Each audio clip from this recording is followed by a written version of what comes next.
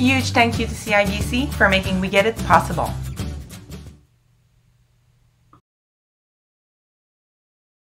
Hi, welcome to a new episode of We Get It. My name is Karine Chalifour. I'm the Program Director with Young Adult Cancer Canada.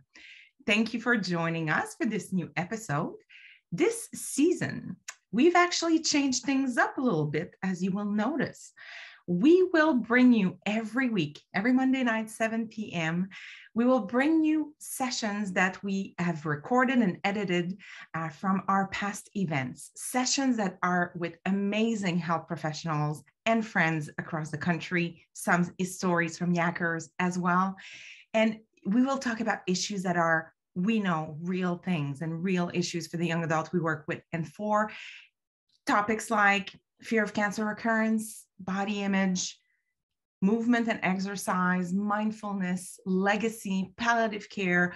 We are going to touch on a bunch of content. So we hope that those sessions are going to provide you with information and tools to help you live life and love life, and hope you get to join us every week and share with anyone who could be interested. So let's start now with this next episode of We Get It. Enjoy.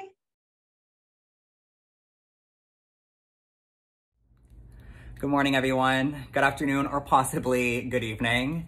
I want to thank you all so much for being here with me and allowing me to share my journey with cancer over the past 10 years on this platform. Young Adult Cancer Canada, you guys have been incredible. Primetown has been so informative and a lot of fun, and I'm so thankful to be a part of this experience. To share my journey in 20 minutes is a dream come true, and I hope that what I say inspires. I hope what I say is, something that can hit people in a different way than, I anticipate. But let's get started. I've broken down my journey into some 4 different spaces. I want to talk about where I was at my life in the beginning stages. I want to talk about during, a little bit after, and where I'm currently at in my life now. I am 30 years old. I'm living in Toronto, Ontario. And let's rewind. Let's go back. I was 18 when I started to feel the symptoms of Hodgkin's lymphoma. I was in my victory lap, and a lot of the symptoms came really fast. I would definitely say overnight. It's crazy when I think about who I was in high school, maybe kind of the imprint that I left in high school.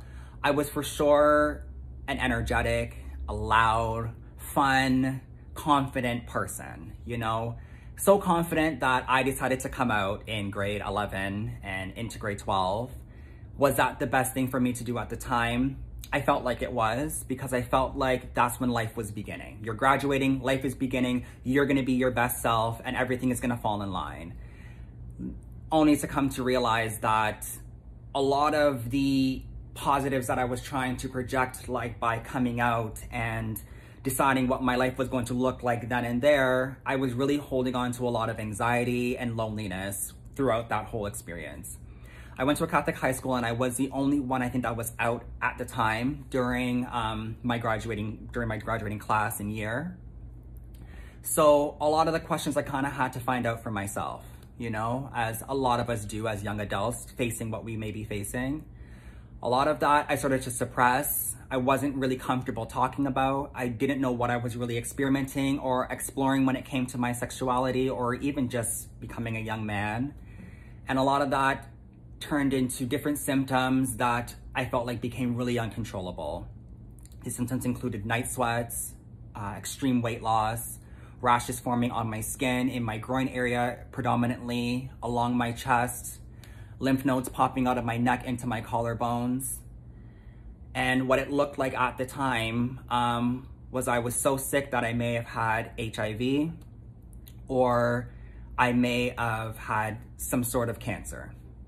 So doctors performed really quickly on figuring out where the diagnosis was going, my apologies, sorry.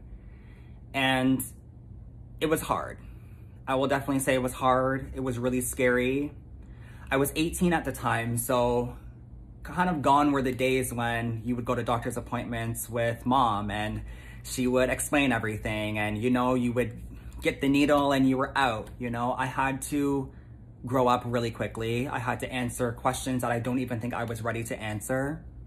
But it was a dark time. I will 100% say that. It was a really confusing time.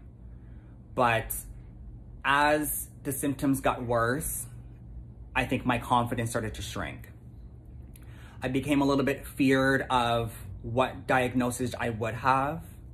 You know, being young and facing any big illness, I felt like my life was stopping, and that was something really hard to digest at the time.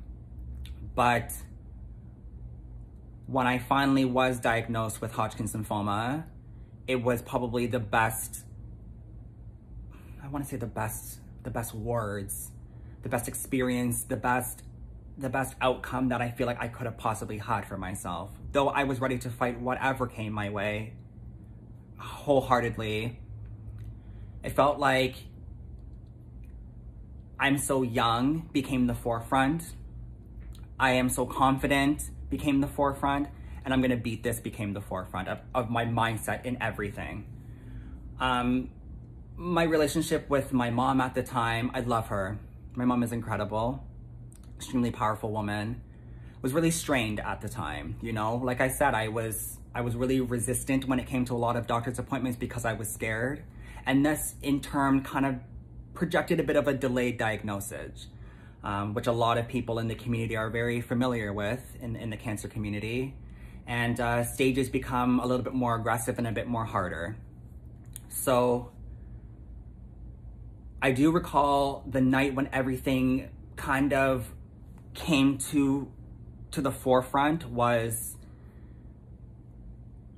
I want to say it was early March of the year 2010, and my heart was beating extremely fast, and I was just lying in bed, quite calm, eating, and, you know, but my heart wouldn't slow down. And I told my mom, you know, Mom, I need to go to the hospital, like we need to go. And mind you, I had a lot of appointments. I was in between a lot of doctor's appointments because I was very sick, and it was very obvious.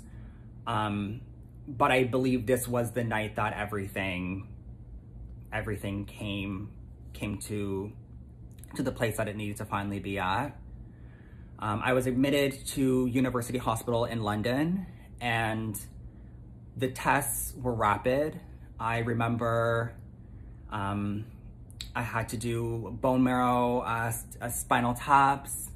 I already had a biopsy for a lymph node check because, as I did mention, there were tests already kind of in the go. If any of you do know me, I do have a really pretty scar. This scar is the first biopsy that I did have.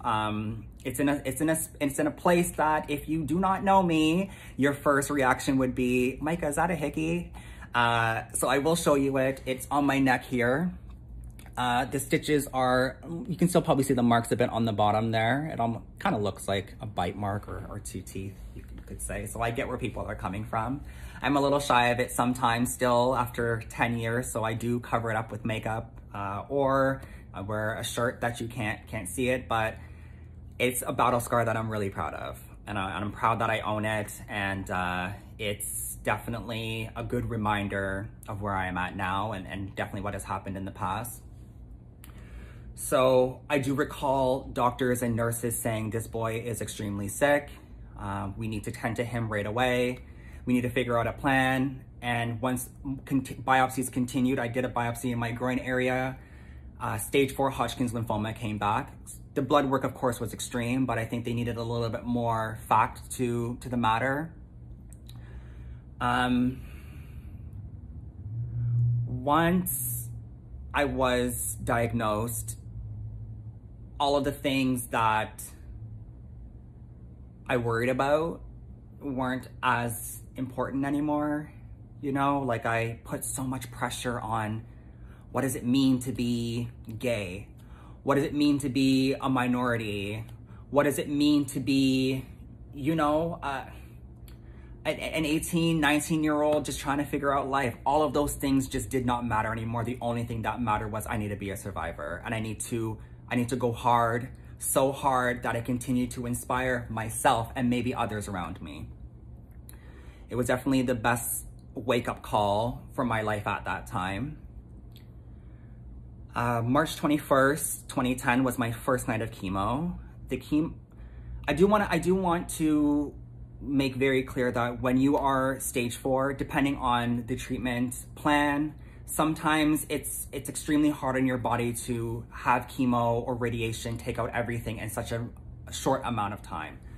I knew I was going to relapse at some point. That was very obvious. I had cancer cells from my collarbones, my apologies, right down to about my kneecaps.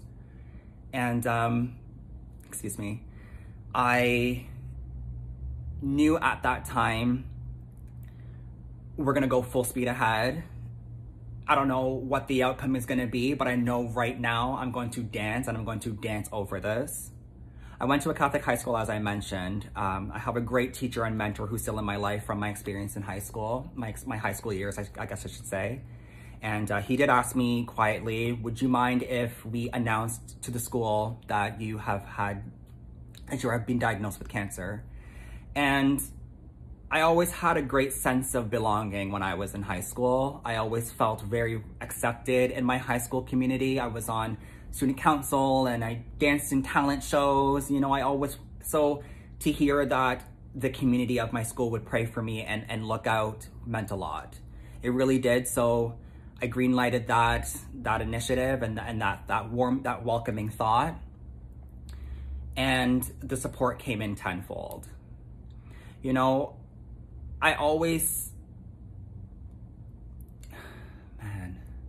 when I think about the support that I had, I get goosebumps.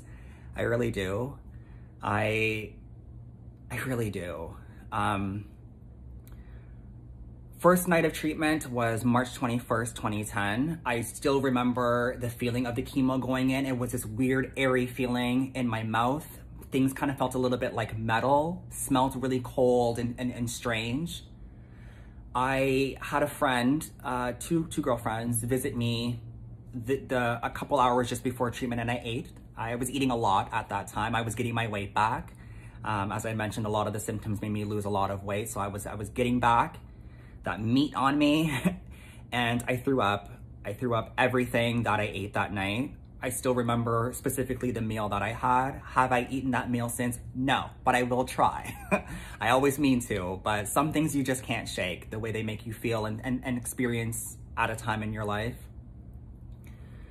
And the rest of the 6 months from March into the mid of fall for my first round of chemo was more or less smooth. You know, my body was more or less rebuilding itself, right? I was so sick that it was almost clawing back up. So I had a lot of energy, funny enough, you know. My mom was still working at the time, so I had hospice workers, and those hospice workers would take me shopping, or we would go for lunch. And, you know, I was trying to just be downtown London and in the malls, just still trying to, you know, be Micah and, you know, run into friends who were working or things like that. Like, that was just such an important part for me. You know, I really wanted to show the community and show the people that, you know, I'm fighting and I'm strong and I'm still out here. And that in turn turned into a new job opportunity in the spring, my apologies, of 2011. I was kind of in that middle space where we just waited to just kind of see what would happen. So I was done treatments, I felt good, and I applied for a new job. That job allowed me to meet amazing colleagues that are still extremely important in my life today. They all know who they are, and I'm very thankful for those people. I did relapse in the fall of 2011. The interesting part about the second wave, I would call it, is I felt it became private. I think that's when I buckled down again, of course, and I said to myself, this is just an illness, this is just a moment, and I'm gonna just keep hurdling over it, you know? I was really in tune with my body at that point. I think once you do become really ill with any sort of illness, you're really aware. You're aware of feeling, you're aware of specific aches and pains. And the symptoms were so severe in the first time that the smallest thing that felt out of line, I knew. So we went back in. We went back in with a stronger plan. I would do a stem cell transplant this time. It was always kind of the question in the beginning, but we finally were facing it head on now. This meant heavier chemo treatment. The chemo treatments began, I want to say early 2012 of January, but just before that, in mid-December, I did a stem cell, almost like how do I want to say this? There's technical terms, but I want to say that when my stem cells came out, it was almost like dialysis. I had permacath installed in my chest here. There is the dot into my chest, and there's a line just on my collarbone there. I would hear the stem cell come out, and it was a long appointment. It was about 8 hours, and I was just sitting there, you know, was watching all daytime shows that I could. It was a long day, exhausting. But once the stem cells were out, the next steps began. So that pushed into the early new year of 2012. Chemo became heavier, it became harder. I would say this time around, compared to the first time, energy was much more less. My hair actually began to fall out faster. My eyebrows were gone. My skin really smoked out and darkened from the chemo treatment. And food still kind of had that metal taste, but all I could taste was metal. Like my throat always felt like it was burning. But I want to shout out those incredible nurses, because the way that they always made sure that I was good and, you know, allowed me to still get up and just dance in my room with whatever energy I could. It was really, really appreciated, and I was very comforted, and my friends and my family and the support from school and colleagues did not stop. Though I didn't necessarily announce it, like I said, I was a little bit more private about round 2, and I just knew what I had to do. I felt extremely supported, and I'm still so thankful for that. As we push forward, the stem cell transplant was a success. I am still here. Once again, I'm so thankful to share my journey. It was long. It was long, but it was such a short, condensed amount of time. It was really 2.5 years. And then we fast forward a little bit, and I moved to Toronto. And you know, you just wait. You know, you wait and you hope and you pray and you just keep moving on, and you're prepared for any possible outcome, and you get closer and closer and closer to remission. And as I got closer to remission, I started to feel something a little bit more different get brought on. My gums began to start hurting a lot.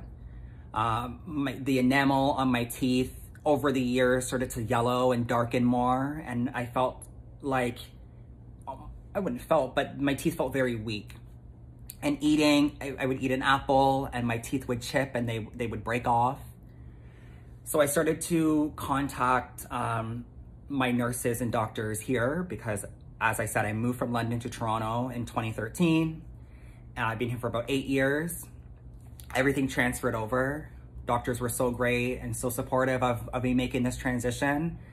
So I reached out to my doctors, my oncology doctors here in Toronto, and they said, you know, sometimes with stem cell transplant or chemo, there could be later effects. So currently, in the past 2 years, I'd say the latest treatment that I did that had anything to do with my journey with cancer, I replaced my teeth.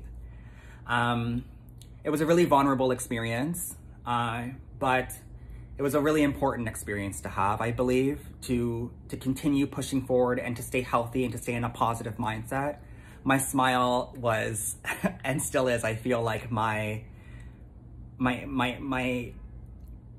ticket, you know, my introduction without my name. You know, my smile and my energy was definitely the biggest thing that had got me through the cancer treatments in the very beginning. And I knew that I couldn't let this one piece go. So like I said, I recently had the opportunity to, what did I say, like an opportunity, but I got the chance to get my teeth done, and I smile harder than I ever have, as you probably can tell through this video. But when I do think back over the 10 years and I give myself any sort of takeaways, I want to say I sometimes feel like it happened so fast that I don't stop and say, Micah, good job, you know? My biggest reminder is that I tattooed my stem cell transplant date on my spine. It's 16/1/2012. This is the date that I believe I have stand the most firm. It was almost like a rebirth, so to say. I want to show you guys it. It's, excuse me as I, okay, so it starts about here, goes down, and like I said, I put it on my spine because I felt like that's the most important part of your body, right? That's your backbone. That's what keeps you firm. That's what keeps you up. And it's a date that I'll never forget, and it's a date that I'll always remember. I'm so thankful to my family, my friends. I'm thankful to myself for letting go of things that did not matter at the moment, and allowing myself to, oh, excuse me. Ah, man. Sorry.